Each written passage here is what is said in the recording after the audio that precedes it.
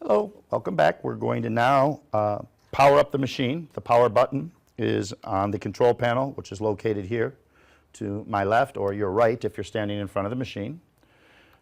Just go ahead and push the power button down and the machine will come on and begin to look for items. The first thing it will do is ask you to install the print head. Your print head is in a silver package like this, and there's a couple little triangles at the top. You simply tear those off and open up your print head. There's two orange clips on your print head, one that sits on the nozzles and one that actually protects the head. So what we're going to do is pull those two clips off and they simply snap right off. So you take one off and the second one off.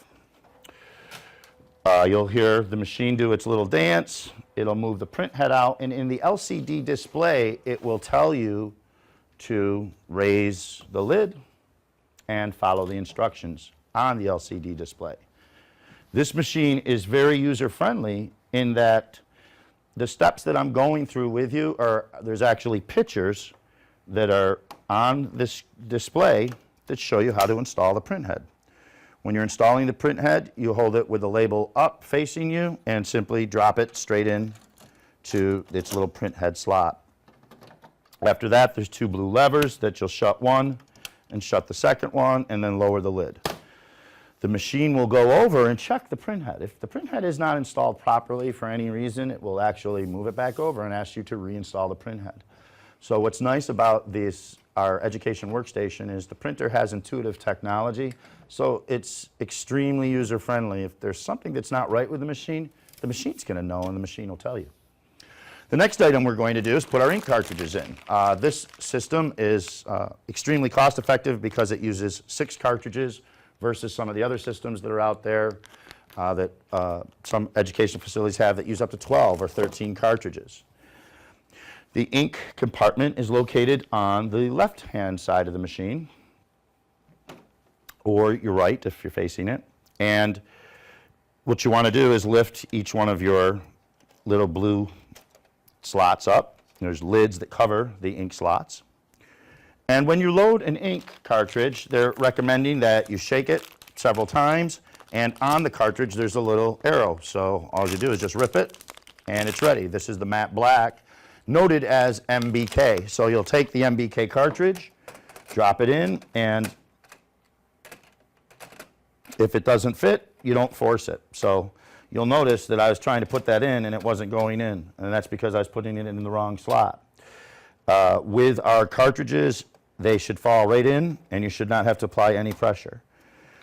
So what we want to do is do that for all of the cartridges now. So this machine uses 2 matte black cartridges and a black cartridge, and then cyan, magenta, and yellow. The cartridges yield up to 636 posters per ink set. This is dependent, of course, upon your page fill.